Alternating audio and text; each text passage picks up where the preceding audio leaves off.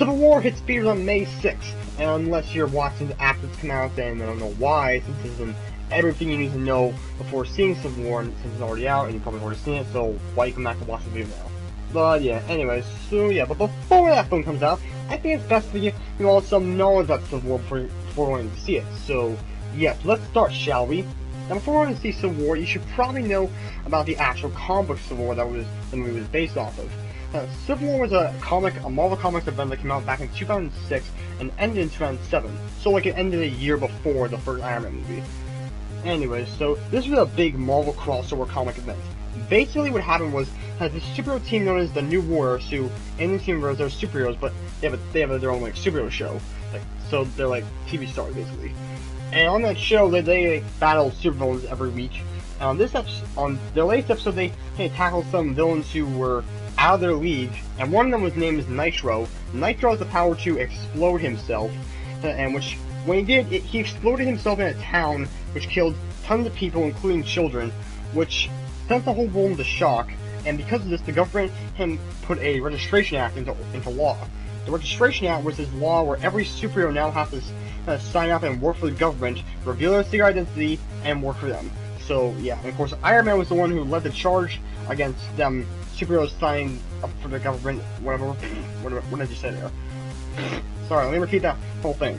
Iron Man's the one, of course, who led the team of people who would sign up for the government, while Captain America felt like that would just be not giving people their freedom of rights, so he led the group of secret Avengers that would not sign up for the government. For the course of the storyline, many people would switch sides. Like, people from Cap's team would go to Iron Man's side, or people from Iron Man's side would go to Cap's team. Like, for example, Spider-Man was on Iron Man's team, but he went to Cap's team at some point. And Scott Lang's daughter, Scott Lang, of course, is the second Ant-Man. His daughter was on Captain America's team, and then she went to Iron Man's team. And Scott Lang's daughter is known as Structure, whatever. All you need to know is that she had superpowers in the comics at one point. No, she still has, I think. I think she still has powers. I don't know. I'm not reading Ant-Man comics right now, so yeah. And the actual movie Civil War, like I said, the Registration Act is still there, or also known as the Sokovia Accord, but I'll get to that in a second why it's called the Sokovia Accord. But of course, that's still the same. Superheroes have to register with the government if they want to continue their acts as superheroes. Iron Man is the one who works for the government, and as the leader of the team who will work for the government, while Captain America is the one who leads the team who doesn't want to work for the government. So, yeah. Now, what causes the government to make this law is still unknown unless you have seen an early screen of the film. Also, by the way, if you have seen an early access of the film, like if you live in a different country, the film got released earlier there, because like where I live, it comes out on May 6th, but if you got to see it earlier, no spoilers in the comments, please. We don't really know what causes this event right now. There's a lot of speculations. Like, people say it's something that Bucky did, aka the Winter Soldier, although Bucky probably didn't do, or something with Crossbones. Like, it's unsure what causes this event still, so yeah. But three of the major things that help cause this event to happen is what happened in the first Avengers, Captain America, Winter Soldier, and Age of Ultron. So when the Chitauri attacked, that was very collateral damage and destructive. And when Hydra revealed themselves and like S.H.I.E.L.D. collapsed, that was a big thing. And Age of Ultron, when they destroyed Sokovia, basically half of Sokovia, and like that was also a big deal. And whatever happens in the actual film that pushes the government over the line to actually make this Registration Act law. So yeah, there's your answer. Now, teams in Civil War goes as follows. Of course, Iron Man and Captain America lead both teams. On Captain America's team, you have Winter Soldier, the Falcon, Scarlet Witch, Hawkeye, and Ant-Man. On Iron Man's team, you've got War Machine, Black Widow, Vision, Black Panther, and Spider-Man. Also, Sharon Carter is also in this film. I'm actually not sure whose side she's on anymore. Like, at first, I knew she was on Captain America's side, but then, like, in press tours, she does a lot of stuff with, because in press tours, they have, like, people from Team Cap and Team Iron Man do separate things, and the actress who plays Sharon Carter, Emily Van Camp, she's on Team Iron Man. Like, when she's like with Team Iron Man when she does the press tour stuff, which is like confusing me. So I don't know what team she's on, but she's in there somewhere. So yeah, this film of course is also introducing two brand new characters to the Marvel universe in here. Of course, one of them named Black Panther, for which we did an origin video on. If you want to go check that out, link in the description. And of course also the bigger one, Spider-Man, which a huge deal. Kevin Feige made a deal with Sony, and this happened. So yeah. Of course, these two characters are big players now coming into the Marvel Cinematic Universe. Black Panther's been teased for a while from now, when he's finally coming into the Marvel Cinematic Universe. Spider-Man, not really, because of course he was at Sony, so law problems or like contract stuff, whatever. I don't know how to actually phrase it correctly. But of course he was at Sony and they couldn't reference him that much. Of course he was as reference, like it's not an official reference, but he was sort of referenced at the end of Ant-Man when this girl's talking to Falcon, telling him that we got a guy who runs, we got a guy who swings, we got a guy who climbs the walls, stuff like that. If you've seen Ant-Man, you know what I'm talking about. Now, of course, you don't need to watch any of the prior Spider-Man movies. Like, you don't need to watch any of Sam Raimi's movies or any of Mark Webb's movies, because this is a brand new Spider-Man. It's not McGuire, it's not Garfield. It's a brand new Spider-Man being played by a young actor named Tom Holland, who's 19, playing a 15-year-old Peter Parker, and he's going to be in high school for once. So, yeah, I mean, we'll get his solo film next year, which will be called Spider-Man Homecoming. And yes, that's the title of the film. It's based off an actual comic book, I think. The title is, I don't think the film is, though. So yeah, of course, if you want to watch those films to get an idea of what Spider-Man's like, you can, but if you really want to get a good idea of what Spider-Man's like, you can watch the Spectacular Spider-Man cartoon show, but they got the good cartoon show Spider-Man, so yeah. Black Panther, he has really no movies at all. Like, he's getting his own movie in 2018. Like, the best example I can give you, if you want to know a bit more about Black Panther, is watch Avengers Ultimate Series cartoon show. It had Black Panther in it, and some really good storytelling came out of Black Panther, and character development, and also just otherwise a good show. So there you go. Marvel movie catch-up. Of course, there are certain films you need to have seen to get some of the stuff that happened in Civil War, and I'm going to go through them, of course. So, of course, the two obvious ones are Captain America First Avenger and Captain America Winter Soldier. This is the first film in the trilogy of Captain America movies, so yeah, First Avenger, not that important to watch, but you can still watch it.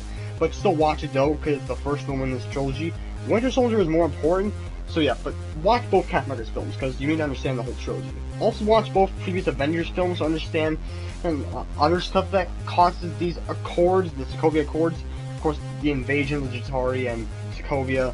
So yeah, watch both those films to understand some stuff too. Iron Man, you don't really need to watch any of his films to understand what he does in this film. I mean, like, you can watch them if you want, but like, it's not really a big deal, so yeah. So really the only films I'm recommending you need to watch before watching Civil War is Captain America Winter Soldier, Captain America First Avenger, Avengers, and Avengers Age of Ultron. The one other film I will say you should watch is Ant-Man. Of course, Ant-Man, he's also going to be in this film, and he's a very recent player, not like recent like Panther and Spider-Man, but he had films like a year ago, and he's in this film too, so I'd say just watch Ant-Man also, just get an idea of what he's like. So yeah, it's, like I said, it's still very recent. Now you may be wondering, this whole Civil War, where is Hulk and Thor? Like, shouldn't there be big players in this? Well, you think, but not really. In fact, they weren't even in the actual comic book. Sort of. Before the Civil War event, the Illuminati... No, stop that, not that Illuminati. In the Marvel comics, there's a superhero group called the Illuminati, which is a group of some of the smartest minds in the Marvel Universe. These include Iron Man, Professor X, Reed Richards, Doctor Strange, Black Bolt, and the Submariner. Now, and of course they form the Illuminati. They are a secretive group of heroes who do more secretive operations, and one of the jobs they did was, like, they sent the Hulk into space because they dubbed him too dangerous to leave on Earth. It went into this whole storyline called Planet Hulk and then World War Hulk. So he was sent into space, they sent him to a deserted planet where there's no plant life, no human life, or alien life, whatever. So, yeah, so he's gonna be fine there. But then he destroyed the ship's guidance system and he got sent to another planet, which would be the event of the planet Hulk. Thor was at the time dead. I don't know why, but he was dead at the time. That's what you need to know. Of course, in the Marvel comics, no one ever stays dead, unless you're Uncle Ben or Gwen Stacy. I know, too soon. Actually, wait a minute, they're probably not going to be dead much longer either with that new comic event coming up for Spider-Man called Dead No More, which is the event that brings back almost every character who died in Spider-Man's mythos. Yay! Thor was in a technical sense in the storyline. And now, when I mean technical sense, I mean as a clone. So Tony Reed and Hank Pym, Iron Man, Mr. Fantastic, Yellow Jacket, Hank was called Yellow Jacket at the time, he had multiple superhero identities. At the time they made a clone called Ragnarok. And yeah, not the film for Ragnarok. Ragnarok, that full movie Ragnarok, like, Ragnarok means two things in the comics, that's what I'm trying to say. Ragnarok means the end of everything, like, it's like destruction and hell for the Asgardians. Ragnarok also is the name of the clone, the cybernetic clone of Thor. So he's in the storyline, and he kills the superhero Goliath in the comic, which became a big thing. So yeah, so he was technically in the film, I'm in the comic, but not really. So yeah, I don't expect Chris Hemsworth to pop up in the film at all as a clone. Like, if he were, we would have seen Chris Hemsworth on set by now. So yeah, General Ross, or Secretary Ross, or what's he called again in this film? I have no idea.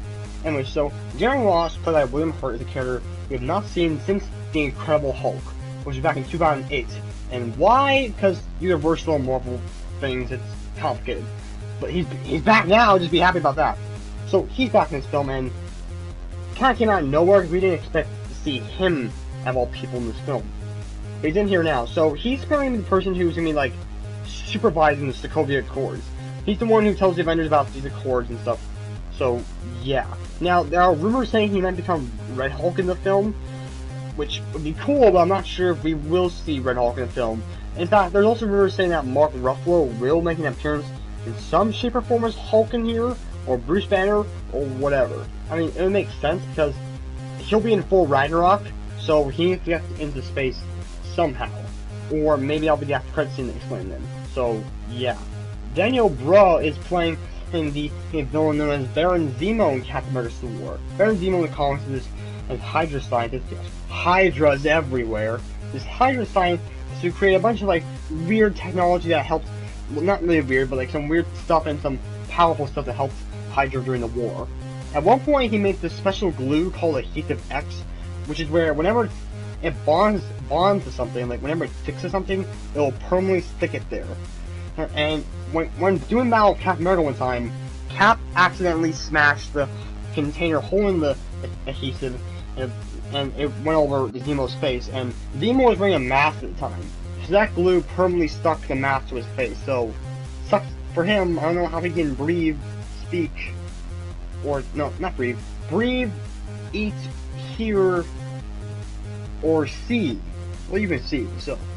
Now, of course, that's not what he has in the film, of course, in the only pictures and TV spots we've seen of him, he's not wearing a purple mask. Like, maybe by the end of the film, or maybe like an Easter egg or hint at it, but they said before he wouldn't be wearing his traditional purple costume. So, yeah. After credit scene, what to expect in the after credit scene? They said there will be 2 after credit scenes in this film. We don't know what. Maybe some of you do know if you've seen it earlier. Like I said, no spoilers in the comments. But, I don't know, and some of you don't know. So, here are the possibilities of what the after credit scene can be. Okay, one big likely possibility could be a Spider-Man after credit scene, and another one could be Doctor Strange. For Ragnarok is another possible one, because we need to know how Hulk gets to space. Like I said, Hulk's gonna be in Ragnarok, so he needs to space somehow. I don't expect to see anything for Guardians. I don't expect anything from Guardians. So, yeah, my possibilities right now are Doctor Strange, Spider-Man, and something for Thor. Like, those are my 3 possibilities of what we could see in the after credit scene. So, yes. But that's really my whole video about what you should need to know about how Captain America Civil War before we actually go to see Captain America Civil War. And it did not sound the greatest when I started recording this. Like, I really didn't sound the greatest. I think Batman v Superman was a bit better. I don't know. But thank you for watching. Stay for more videos. See you coming way soon to the channel. I'll catch you guys all later. See ya. And also, whose side are you on? Personally, for me, I'm on Team Captain America, because right thing to do, it's his movie, and his ways are much smarter. You don't want to send your powers to the government. Like, the government can be corrupt sometimes. I mean, you don't know what could happen. Like, for God's sake. So, yeah, Team Cap for me. I know some people I know who are side with Team Iron Man, like, hating on the channel. He's side with Team Iron Man and stuff. So, yeah. But yeah. Tell me, whose side are you on? Are you Team Cap, Team Iron Man? Thank you all for watching. See more videos soon when I raise the channel. I'll catch you guys all later. Crap, screw my intro. Screw my outro. See ya. Let's go. Party rock is in the house tonight. Everybody just have a good time. Yeah. And we gon' make you lose your mind.